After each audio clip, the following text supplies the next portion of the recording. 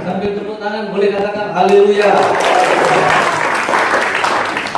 Saya menyampaikan terima kasih buat kesempatan malam hari ini untuk menyampaikan firman Tuhan. Bunila, makasih, dan semua teman-teman. Saya dihubungin Bunila sebulan lalu ya Bu ya, sebulan lalu. Saya baru pulang tadi pagi dari Banyuwangi. 8 hari lalu mama saya dipanggil Tuhan. Jadi dua wanita hebat dalam hidup saya sudah tidak ada ya. Jadi mama saya sama istri saya. Saya sempat 20 hari di rumah mama saya. Sempat ikut mandiin, nyepokin, merawat, pokoknya begitu. Dan ini buat saya adalah pelayanan paling dasar selama saya melayani Tuhan. Kalau diberi kesempatan untuk melayani orang yang pernah melahirkan, ya, melahirkan saya, melahirkan kita, itu luar biasa. Karena kemurahan Tuhan, sekarang saya berdiri di hadapan Bapak Ibu semua. Dan kebaktiannya belum normal ya. Tapi yang penting Anda normal ya. Itu semua serba. Anda mau senyum kayak apa saya nggak melihat ya. Ini berbahagia buat Anda yang bikinnya prongos jadi nggak kelihatan ya. Tapi begini, udahlah mari kita jalani hidup kita ini dengan bersyukur, mengalir terus sampai Tuhan tuntun kemana sih maunya Tuhan. Saya percaya dari semua yang sedang terjadi bagi orang percaya, di balik itu ada sesuatu yang dahsyat yang Tuhan sedang siapkan. Boleh katakan amin? Sekarang ini anak Tuhan yang asli, yang sejati, sama yang palsu juga mulai kelihatan ya. Hamba-hamba Tuhan, pendeta-pendeta yang asli, yang sejati, sama yang palsu juga sudah mulai kelihatan. Walaupun gini, kalau yang palsu biasanya mulai membangun marketing dengan berbagai macam cara, pokoknya supaya jualannya laku, kira-kira begitu ya. Tapi kalau yang hamba Tuhan benar-benar malah duduk di kaki Tuhan, merenung, cari kehendak Tuhan, dan Tuhan tetap pakai. Boleh katakan amin? Ya, pokoknya sekarang ini Tuhan sedang uji kita semua, siapa kita sebenarnya. Ya, itu sebabnya mari kita semakin tunduk kepada Tuhan, supaya Tuhan bekerja lebih luar biasa. Boleh katakan amin? Saya tidak bisa melihat yang pasutri yang mana, yang bukan yang mana, karena duduknya jauh-jauh ya. Tapi saya berharap Anda yang pasutri, yang nggak bawa pasangannya juga, dengar firman baik-baik, karena kekuatan hubungan suami istri itu menentukan semua yang lain ya. Saya bulan lalu ngobrol dengan seorang pria di satu restoran ya. Tiba-tiba orang ini ngomong begini, Pak Ishak, saya kangen banget bersama Bapak, boleh nggak ketemu? Oke, mari kita ketemu di mana? Saya bilang begitu. Terus akhirnya ketemu di Kemayoran, saya lupa namanya apa, di Kemayoran itu ada tempat makan ya. Lalu ngobrol berdua, saya tanya begini, gimana bro bisnis? Turun berapa persen? Karena saya setiap kali tanya orang pasti bisnisnya turun ya.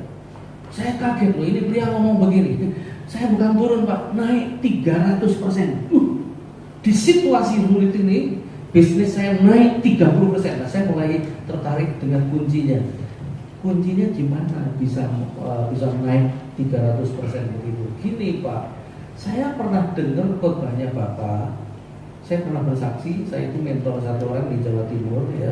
Saya saksikan dulu jadi supaya Anda tahu alur cerita saya ya. Lalu ditipu temannya, bisnisnya nilainya kurang lebih 4,6 M.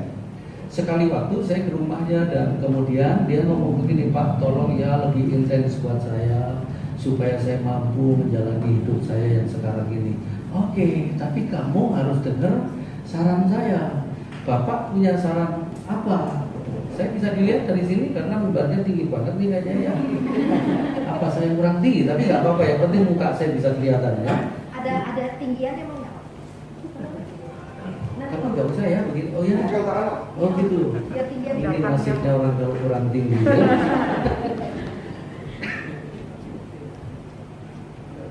Oke, terima kasih, tepuk tangan buat mereka berdua ya. Lalu kemudian saya ngomong begini sama orang yang saya mentor ini, begini ya, coba kamu lembutkan hati, jangan keraskan hati, walaupun kamu sakit hati, lembutkan hati, kamu coba berdoa, lepaskan pengampunan buat orang yang nipu kamu itu. Gitu. Wah, dia berdiri dan matanya melotot. Pak Isa, uang saya bukan 4,6 juta loh Pak, 4,6 M. Loh, kamu pikir pedesa nggak ngerti 4,6 M? Itu kalau dibeliin cendol, saya bilang begitu. Kamu bisa kelep berdua sama istri, ya. Tapi Tuhan mau kamu ampuni. Wah, nggak bisa Pak, susah, banyak itu uang. Oke, kamu nggak setuju nggak apa-apa. Aku nggak rugi, kamu juga nggak rugi. Oke, saya pulang. Saya pulang gini, dia bilang, iya deh Pak, nggak pakai deh. Iya, enggak. Ya Bapak, oke kita duduk, kita ngobrol. Kasih tahu begini, kamu kan selama ini fokus kamu uang itu, asal ingat uang itu kamu jadi sensitif, mudah marah, istri salah sedikit kamu marah, anak salah sedikit kamu marah, akhirnya hidup marah-marah terus. Betul Pak. Nah sekarang coba rendahkan hati, lembutkan hati, lepaskan pengampunan buat orang itu. Setelah itu kamu sepakat sama istri, nanti kalau kamu sepakat doamu didengar, orang itu dijamah, uangmu dikembalikan. Tapi kalau Tuhan izinkan nggak kembalikan, saya juga nggak mau menjamin ya. Kalau sampai dia tidak mengembalikan, berarti kamu akan dibukakan pintu yang lebih besar asal kamu sepakat suami istri. Baik Pak, oke kamu berlutut saya doakan. Berlutut tak doakan, wah teriak-teriak 4,6 M ya. Dalam hatiku, wah gimana ya misalnya aku yang jadi dia. Ya untungnya bukan aku. Limpah tangan, doa, lepaskan pengampunan. Terus saya pulang, 6 bulan kemudian saya balik, ketemu lagi. Gimana? Puji Tuhan Pak, sudah dikembalikan uangnya? Baru dikembalikan 1 Pak. Oh, ya udah. Tapi saya memutuskan, berarti masih 3,6 ya? Iya Pak. Tapi saya memutuskan saya relakan. Loh, kok bisa? Dulu dia kaget, sekarang saya yang kaget. 3,6 ya. Loh kok bisa? Loh Bapak kan yang ngajari, kalau udah dikembalikan katanya dibuka pintu-pintu lain. Dan benar Pak, bisnis saya yang di Lombok itu 4 kali lipat dikembalikan. Jadi begini, asal sepakat, suami istri itu sepakat. Dan terus orang yang ketemu saya di Kemayoran ini ngomong begini, saya dengar kesaksian itu Pak. Tapi saya ditipu bukan 4,6 M Pak, 8 M. Tapi hari ini saya bersyukur, saya ngerti rencana Tuhan. Setelah saya lewati semua, saya belajar merelakan. Dan saya tadinya mau ngomong sama istri juga nggak berani loh Pak. Ternyata istriku juga mau ngomong sama saya, nggak berani, mau merelakan uang ini, biarin aja, nggak usah ditagih, nggak usah dikejar gitu. Ternyata begitu kami bicara sama-sama, kami sama-sama rela Pak. Kami sepakat rela. Dan kemudian sekarang kalau saya hitung uang saya dikembalikan sudah lebih dari itu. Dan di musim pandemi sekarang ini, penghasilan saya, income saya, masukan saya 300% naiknya. Jadi asal sepakat. Nah sekarang ini dengan PSBB, terus lockdown ya, semua harus dikerjakan di rumah. Malah surveinya menyatakan terjadi peningkatan kekerasan dalam rumah tangga. Kenapa? Loh, kalau dulu kan suami kerja, istri di rumah, sore baru ketemu. Atau istri yang kerja, suami di rumah, sore baru ketemu. Atau dua-duanya kerja, sore baru ketemu. Ini 24 jam sama istri, sama suami, bareng-bareng terus. Blenger lama-lama. Nah yang ketawa itu ngerti ya. Yang diem aja itu baru bertengkar tadi sore.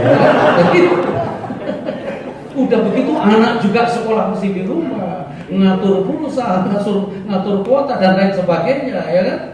Saya lihat wajahmu kekurangan kuota ini beberapa orang. Ya.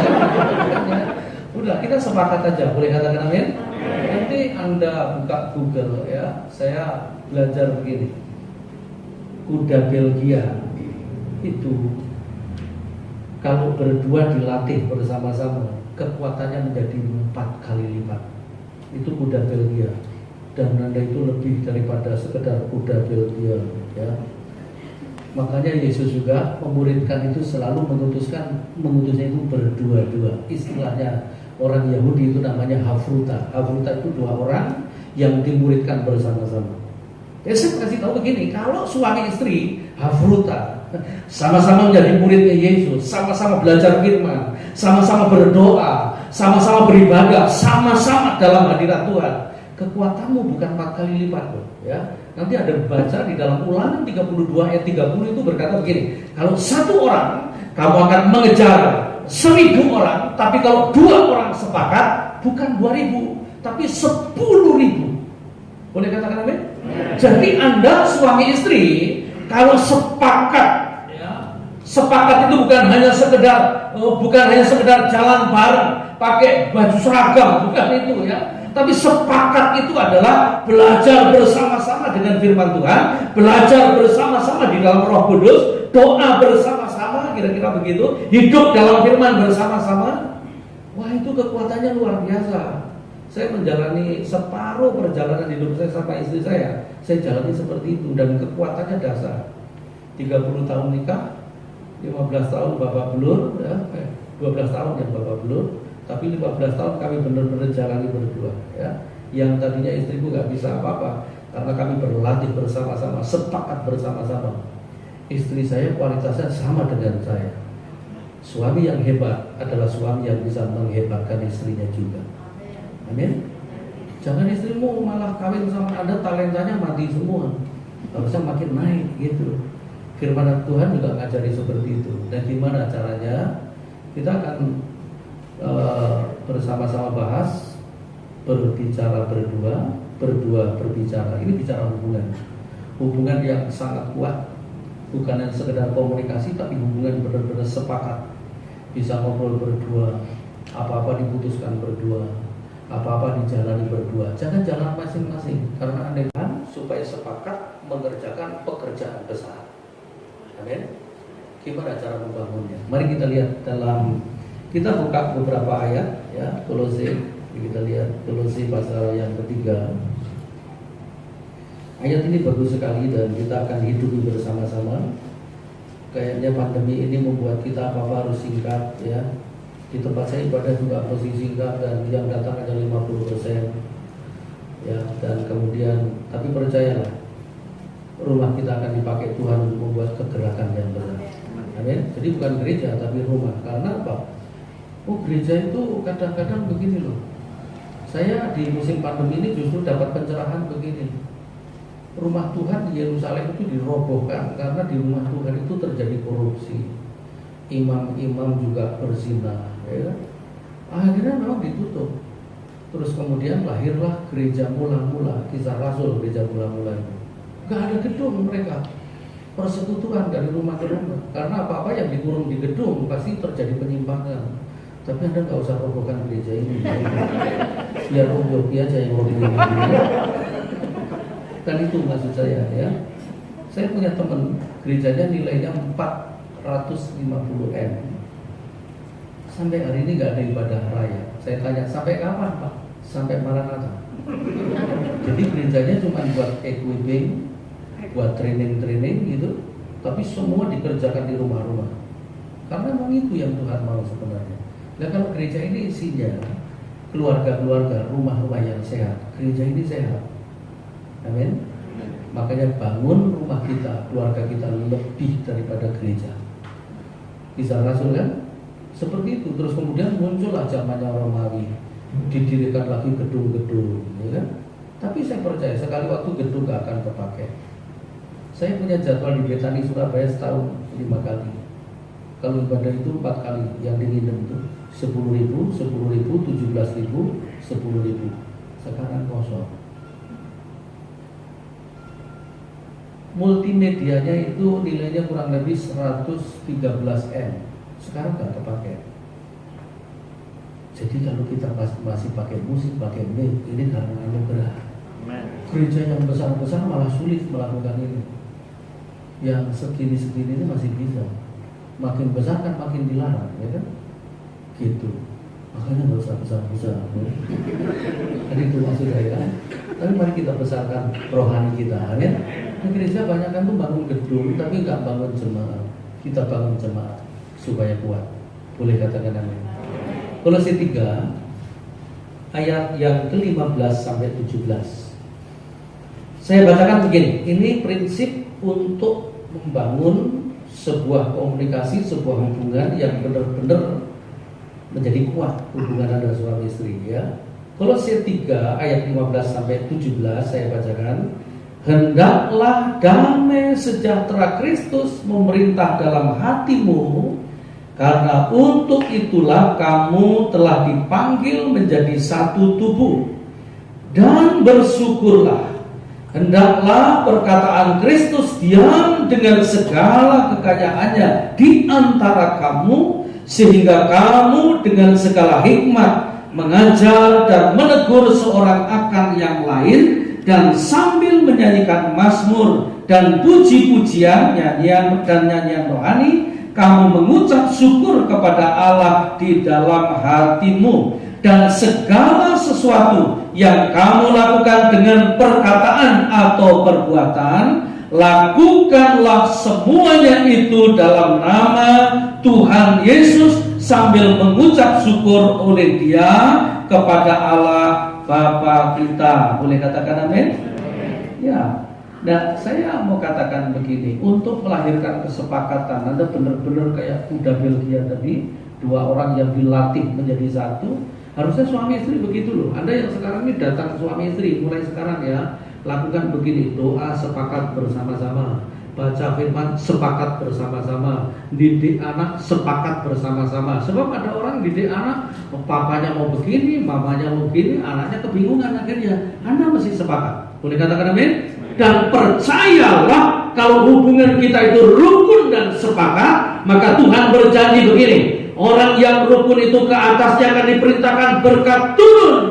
Jadi bukan kita yang kejar berkat, tapi berkat yang akan datang kepada kita. Kita boleh dikurung di rumah, kita boleh kehilangan pekerjaan, tapi saya mau kasih tahu, walaupun kita kehilangan pekerjaan, Tuhan tidak pernah berhenti memberkati kita. Tuhan akan tetap memberkati. Boleh katakan amin? Saya nganggur hampir, yang persisnya itu hampir 3 bulan ya.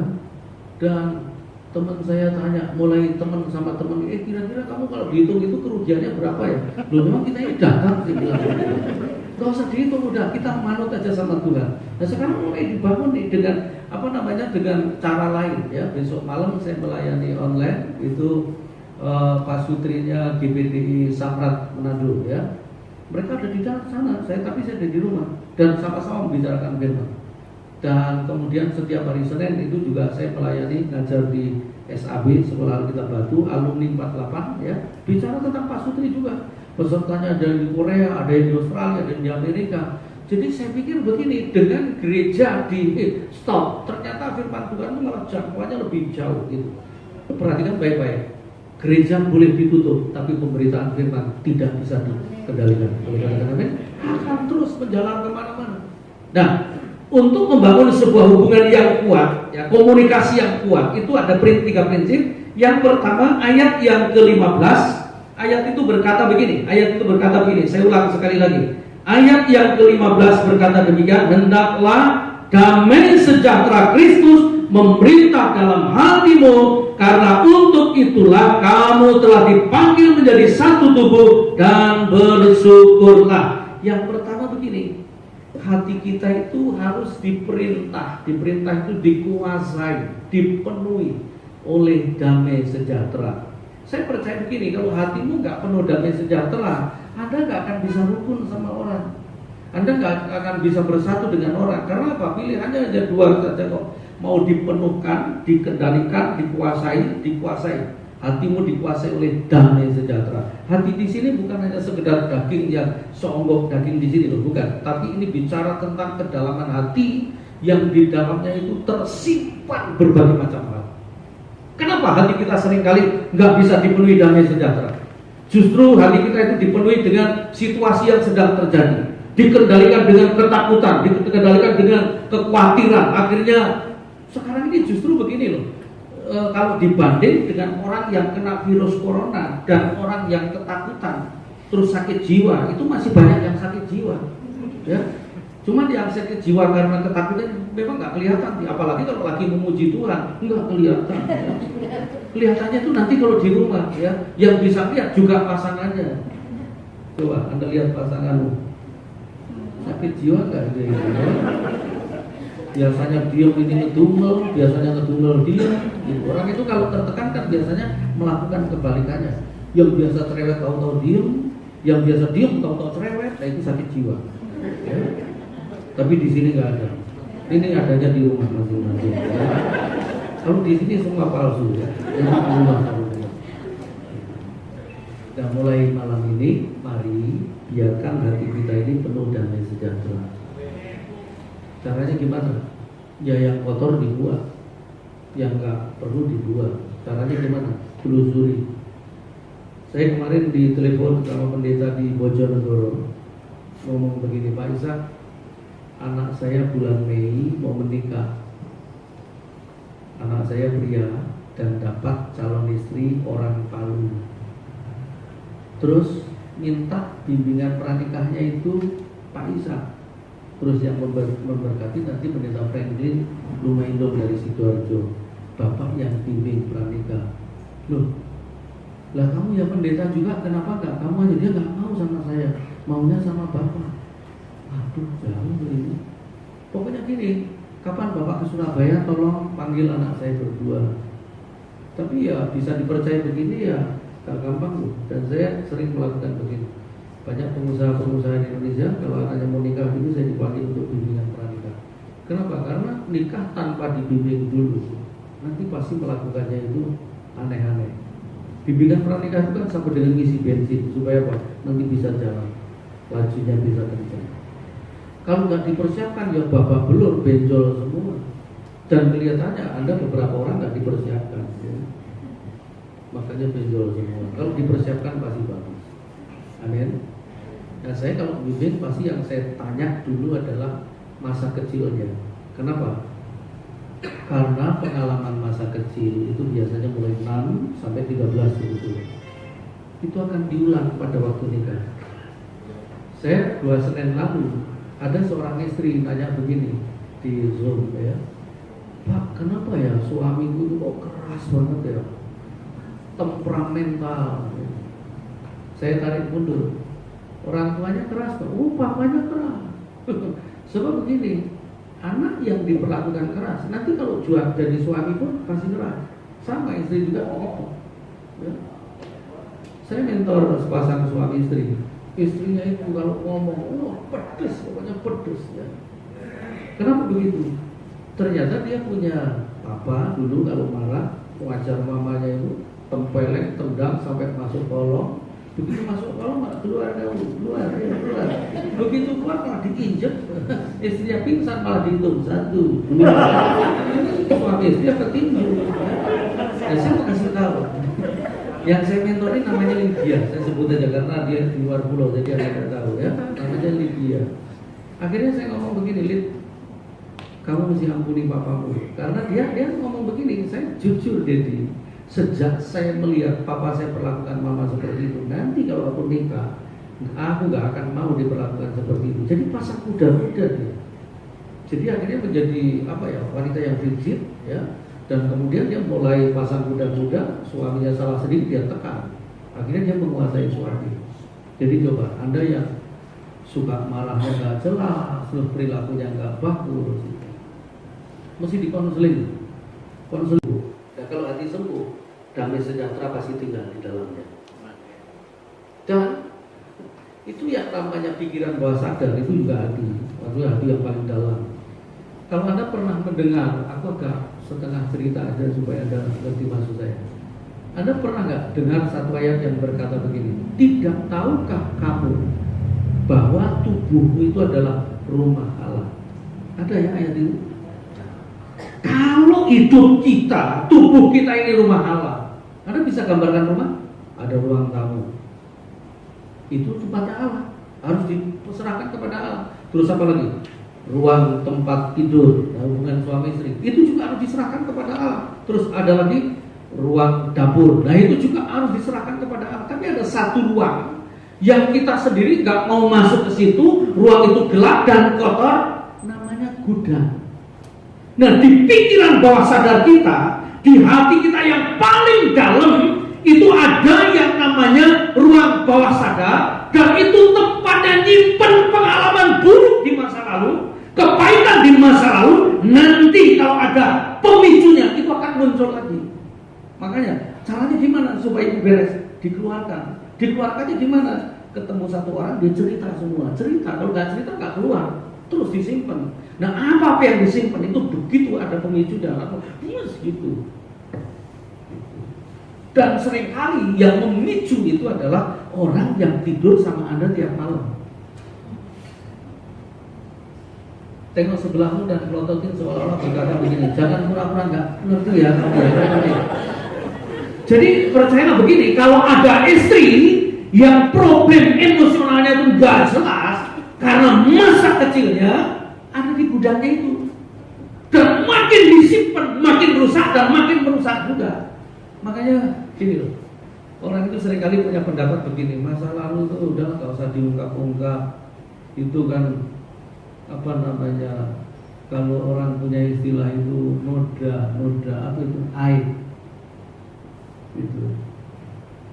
Ada lagi begini yang nanya nyeleneh gitu, ini jemaat Samrat, tak sebut jemaat ribuan Anda nggak tahu, makanya saya berani nyebut tempatnya aja. Ada yang tanya begini, suamiku itu nggak begitu jantan, maksudnya lemah gemulai, tapi bisa punya anak 3. Saya juga heran, apalagi kalau perkasa gimana ya, lemah gemulai aja anaknya 3.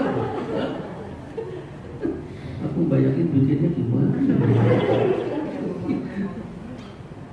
Dan kenapa dia bisa begitu?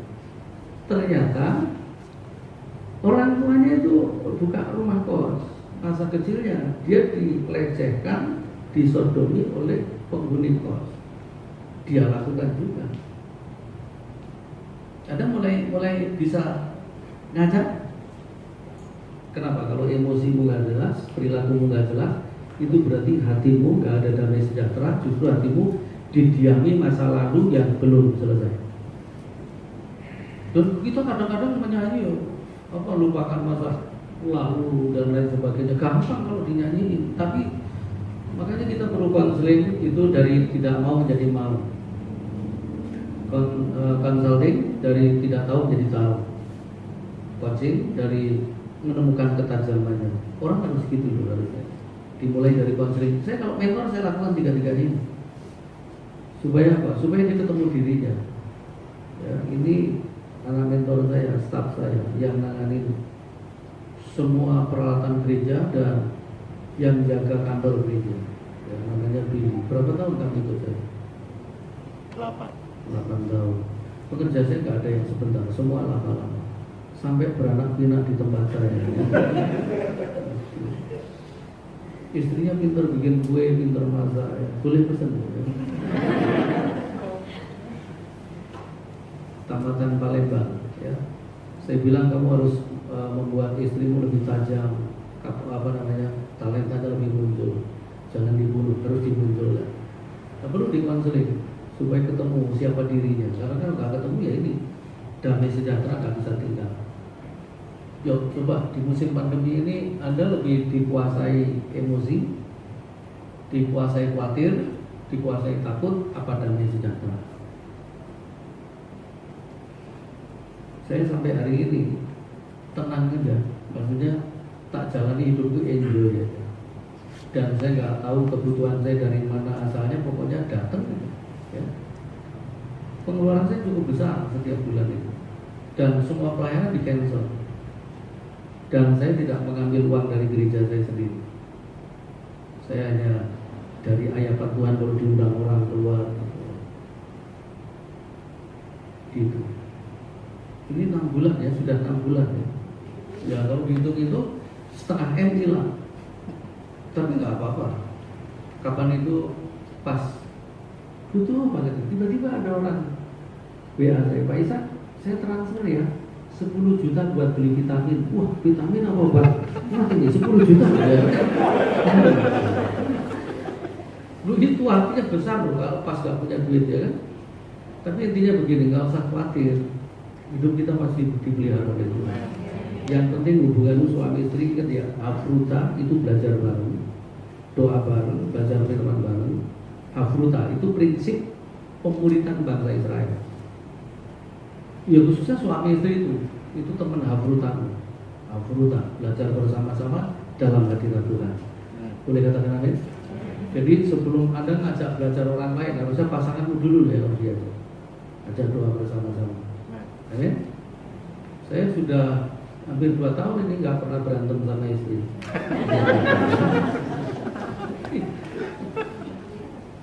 Saya hafruta itu selama 15 tahun dan saya jalani luar biasa.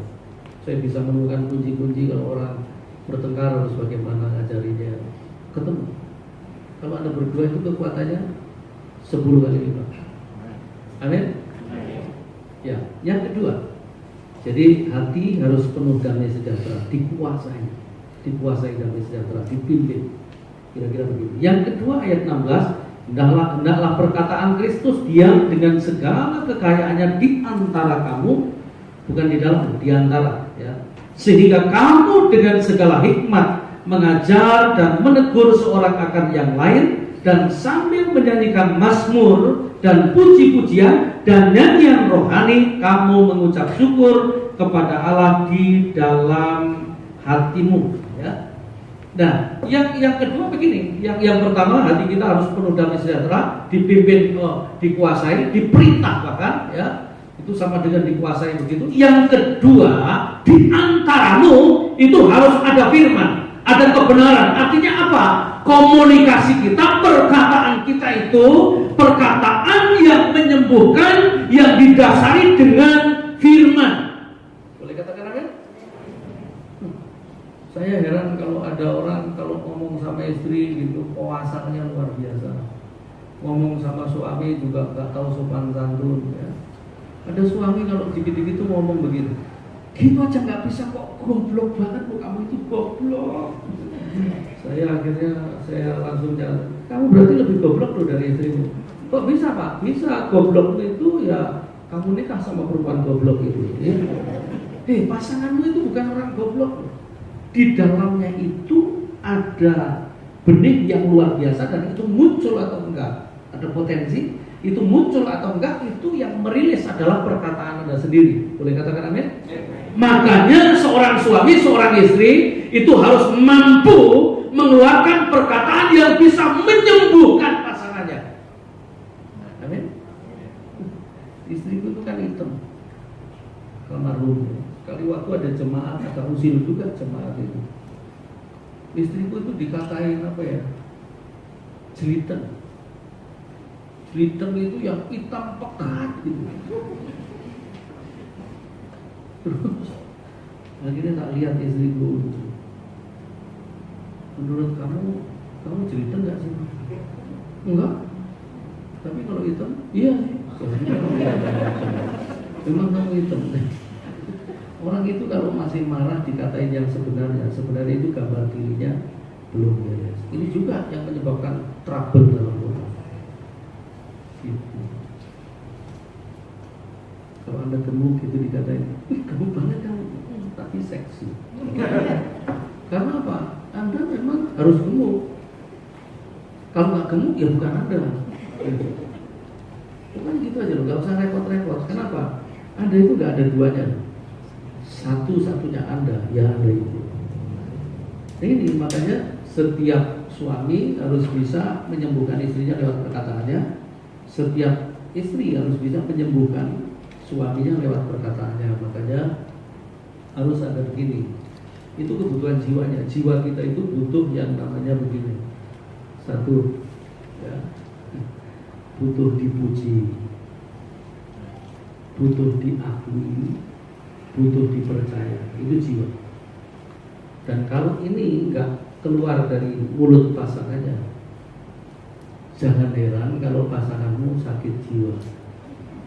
Kenapa? Loh, jiwanya istrimu itu butuh itu. Butuh apa tadi? Dipuji, terus diakui, terus dipercaya. Coba, Anda sepanjang minggu itu kalau dihitung banyak memujinya apa mencelanya? Kalau banyak mencelanya jangan heran loh kalau istrimu sakit jiwa, ya kan? Karena dicela terus. Orang itu nggak ada orang jadi baik karena dicela terus, dikoreksi terus. Kalau dikoreksi terus malah sakit. Sekali-sekali dipuji. Itu. bikin sambal, kamu sambalnya hari ini enak banget loh. Gitu. Jangan kalau enak diam aja, kalau nggak enak merocos, ya kan? Itu yang membuat pasanganmu juga sakit jiwa. Termasuk istri ya, kalau penghasilan suami lagi turun, ya, tunggu. Tapi kalau lagi banyak itu terima kasih juga, enggak, diam aja, ya kan? Tapi di sini nggak ada, di sini istri baik-baik semua. Ini adanya di rumah masing-masing. Ya. Pasangan itu butuh dipuji. Kalau istri itu dulu suka begini, Pak, kalau orang lihat foto kamu sama aslinya kecelek tuh, kamu di foto itu kelihatan nggak ganteng, terus kelihatan tua. Begitu ketemu, apalagi kalau kamu punya banyak fresh, itu rasanya macam gokil dia mungkin begitu gitu, ya kan? Ternyata gitu ya kan? Kasihan loh suamimu itu di kantor udah dimaki-maki atasannya, di jalan karena nyenggol orang dimaki-maki juga, ya kan? Sampai di rumah nggak dapat pujian, malah dapat celaan. Betul-betul tercela itu suamimu. Ya? Ayo dipuji ya, istrimu juga dipuji. Betul. Dikoreksi boleh, tapi jangan lebih banyak dikoreksi, dipuji, terus diakui. Diakui itu sama dengan dihargai, keberadaannya itu dihargai, karyanya dihargai, dirinya dihargai. Lebih berharga daripada wanita lain, lebih berharga daripada pria lain. Itu namanya mengakui. Itu. Anda nikah sama dia itu karena Tuhan yang suruh. Dan Anda harus berani berkata begini, gak usah gombal juga. Pokoknya di dunia ini gak ada yang lebih cantik dari kamu. Kamu paling cantik. Itu malaikat juga ngomong pret gitu. Tuhan juga ngomong goblok gitu. Ya. Gak usah gombal, ya kan? Yang pasti begini loh, Anda katakan kepada istrimu, di dunia ini nggak ada wanita yang cocok buat saya, yang bisa menolong saya, yang pas buat saya, hanya kamu. Amin. Yang pas, bukan yang paling cantik. Gigi aja udah apa tiga kok. Tapi juga jangan ngomong, walaupun jelek kok kurang aja. Kalau usah digituin. Sudah Anda batin aja yang itu ya. Supaya jiwanya melekat dan kemudian keluar juga kata-kata yang baik. Ingat ya, kata-kata yang dasarnya firman itu untuk pasangan kita, pertama pujian, terus diakui, dipercaya. Ada istri ngomong begini, wah kalau saya itu pokoknya keuangan total dipegang suami. Saya cuma tiap pagi dikasih belanja pas. Itu pun pulang harus laporan. Itu suami yang berentenir. Pasangan itu butuh dipercaya. Amin. Mesti Anda percaya supaya apa? Bertumbuh juga di situ dalam hal kepercayaan.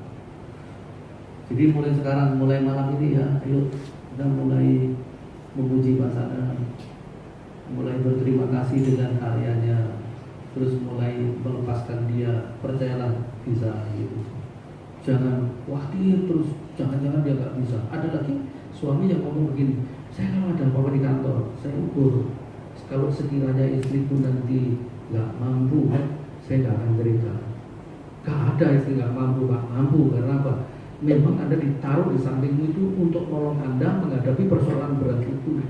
Jadi harusnya Anda percaya bahwa kalau aku cerita sama istriku, nanti dia berdoa, pasti luar biasa mujizat terjadi. Jadi jangan nggak percaya sama pasangan, harus percaya. Amin. Tapi saya tahu Anda akan ngomong gini, tapi kalau semua uang tak serahkan sama dia, Pak, Bapak belum ya gitu. Nah, makanya harus sepakat juga, ya gitu.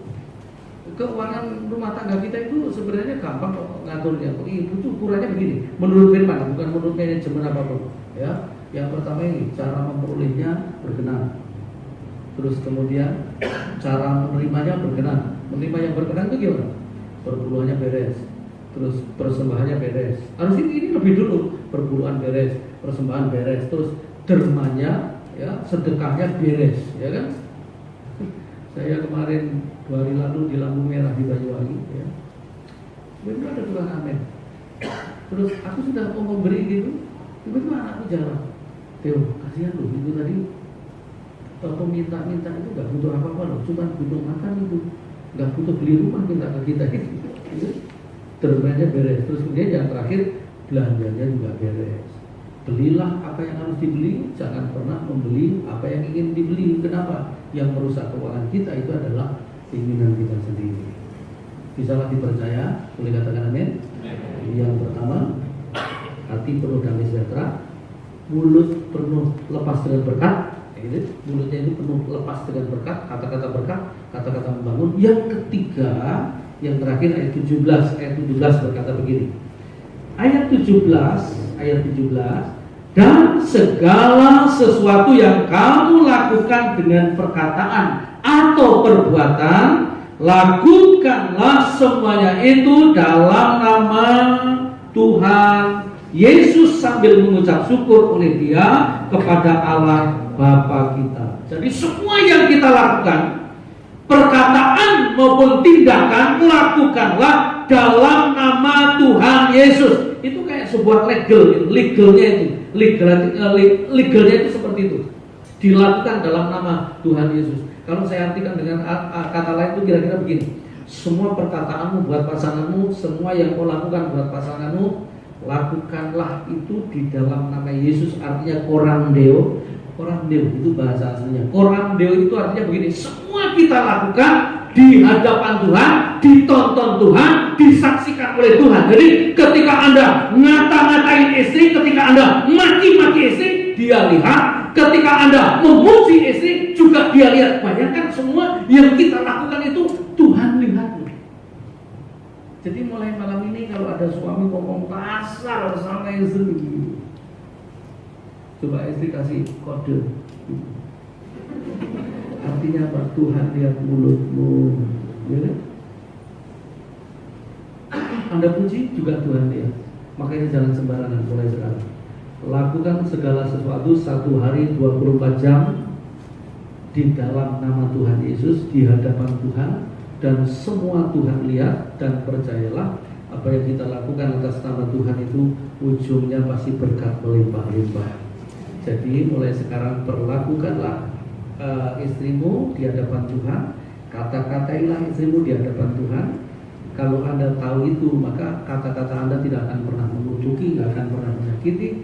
Tapi setiap kata-kata Anda bisa membuat istrimu dan Tuhan disenangkan, perilakumu Tuhan disenangkan, istrimu diberkati. Istri juga begitu, melayani suami itu di hadapan Tuhan, ya, nolong suami itu di hadapan Tuhan. Pokoknya semua yang kita kerjakan, yang kita katakan, yang kita lakukan di dalam nama Tuhan Yesus.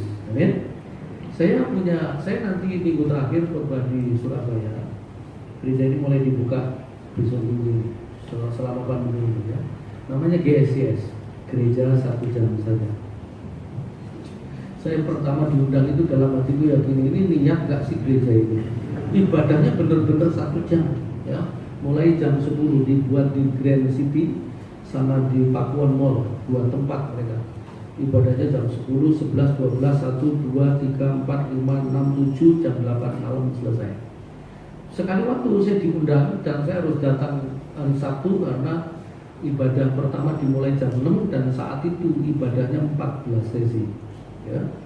Yang khotbah bukan saya sendiri. Kalau saya sendiri mulutku bisa pindah ke sini.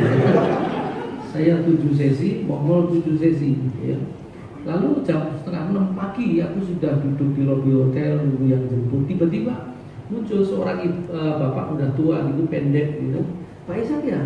Betul Om, saya yang jemput Bapak. Oke. Ya, saya dibawa ke mobil, ternyata dia juga yang nyetir, ya. Orangnya pendek, pakai Fortuner, jadi naiknya ya kayak naik pohon gitu, ya. Tapi begitu Pak mobil, wah saya dibikin gemeteran, ya. Nyalipnya sampai tadi. Tahun lalu kalau Anda pernah dengar di televisi atau di koran Anda baca ada Fortuner warna hitam nyebur kali, ya dia ini. Ya. Tapi untung nggak pas bawa saya, ya.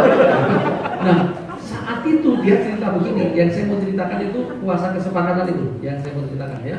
Nah dia itu gini, dia cerita gini, Pak, saya dulu tamat SMA itu langsung nikah. Dikuliahkan sama papa saya jalani 1 semester, saya keluar, nggak saya teruskan. Saya menikah. Tapi saya bertanggung jawab karena saya merasa nggak pinter, ya. Saya membangun hidup saya begini, sepakat sama istri berdua, ya. Jam 2 pagi saya ambil gitar, memuji Tuhan bersama istri, menyembah Tuhan bersama istri. Nah, jam 4 saya mulai kerja. Jam 2 sungguh-sungguh dengan Tuhan, sepakat, ya. Jam 4 saya mulai kerja dan saya memulai karir saya itu menjadi sopir bemo. Saya kaget, ini Chinese ganteng tapi jadi sopir bemo. Dalam hatiku mentalnya luar biasa ini. Di Bogor ada orang wajah kayak bemo nggak mau jadi sopir bemo. Ganteng, ya. Saya kerjakan itu Pak bertahun-tahun sampai akhirnya sekali waktu saya diberkati dengan mobil pickup, ya. Lalu saya kembangkan daerah saya masuk Pasuruan, saya masuk Probolinggo, Lumajang, Situbondo, Bondowoso, Jember sampai Banyuwangi, keliling-keliling bertahun-tahun. Hari ini Pak, rumah saya 40. Rumah apa perumahan itu? 40 loh, ya. Satu rumah di Perth, satu rumah di Kanada, dan hampir setiap rumah saya itu selalu ada kolam renang. Tapi kuncinya saya sepakat sama istri. Ya, sekarang ini anaknya jadi pendeta, cucunya jadi pendeta, dan diberkati luar biasa. Gerejanya ini yang saya melayani ini, ya, GCS itu sinodenya tabernakel, ya. Itu ibadahnya sekali ibadah 500, 700 gitu, ribuan jemaatnya. 1 jam, 15 menit puji-pujian penyembahan, terus firman 40 menit, ya, terus 5 menit buat persembahan sama penutup, amin, keluar, yang antri masuk. Terus mulai terus, selesai keluar, yang antri masuk, selesai keluar, yang antri masuk, kayak gilingan aja, ya. Tapi jemaahnya ribuan. Karena pandemi ini ya kacar-kacir juga, ya. Tapi saya terus support mereka, saya kuatkan mereka. Saya mau kasih tahu begini, kuasa kesepakatan itu bisa turun ke anak cucu. Boleh katakan ya? Kalau orang tuanya nggak rukun, anak-anak suruh rukun itu susah. Percayalah begini, itu akan turun-temurun juga. Makanya mulai malam hari ini, jangan korbankan hubunganmu suami istri dengan hal-hal lain. Hubunganmu suami istri itu harus dijaga lebih dari semua yang Anda jaga. Boleh katakan amin? Berdua. Ayo kita tundukkan kepala sebentar. Musik kita nyanyi pujian tadi. Katakanlah saja, ku sembah Kau Allahku, Bapa dan Raja-Ku. Haleluya. Tundukkan kepala, pejamkan mata. Haleluya. Terima kasih. Terima kasih.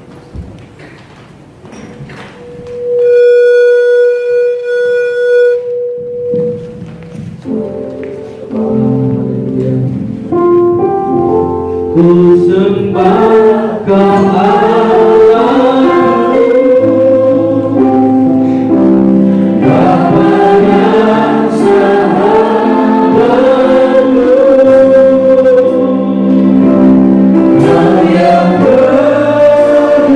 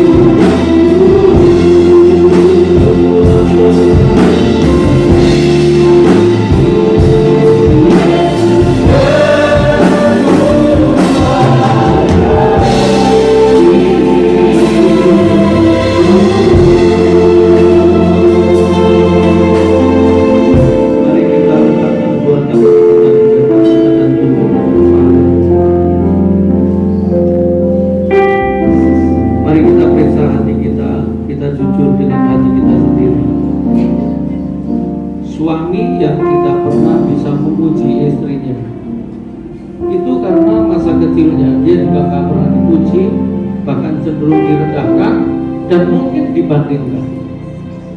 Suami yang tidak pernah bisa mengakui istrinya, malah dia membanding-bandingkan dengan wanita lain, itu juga pasti tertolak masa kecilnya. Dan kalau ada suami sulit percaya dengan istrinya karena masa kecilnya pasti nggak pernah dipercaya. Sebaliknya juga begitu, istri juga gitu. Siapa yang kalau ngomong selalu menghakimi, merendahkan, mengoreksi, nggak pernah memberi pujian. Kalau itu Anda, saya beri kesempatan, mari kita koreksi diri dan minta ampun sama Tuhan, supaya apa? Hubunganmu betul-betul melahirkan berkat.